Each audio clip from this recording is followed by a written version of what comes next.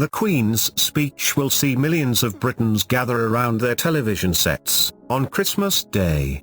But what time does the Queen's speech start? What time is the Queen's speech 2017?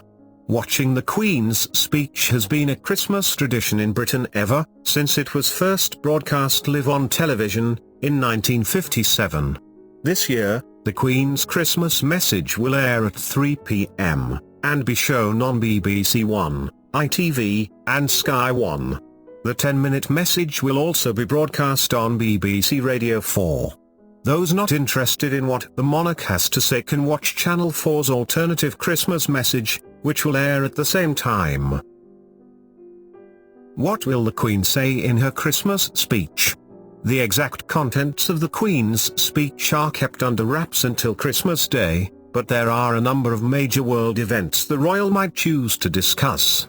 In recent years, Queen Elizabeth II has spoken about the threat of terrorism in the UK and, following a string of attacks in Britain in 2017, this is likely to be a focal point once again.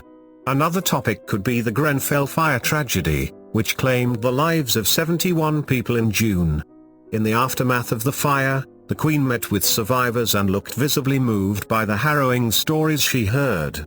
Last year, she spoke about Great Britain's success at the Rio Olympic Games, adding that it is often ordinary people that do extraordinary things.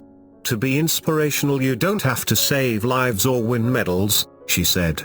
I often draw strength from meeting ordinary people doing extraordinary things, volunteers, carers, community organizers and good neighbors, unsung heroes whose quiet dedication makes them special. Unlike many of her public appearances, the Christmas message is one of the few speeches the Queen writes herself, allowing her to speak freely about the topics she cares most deeply about.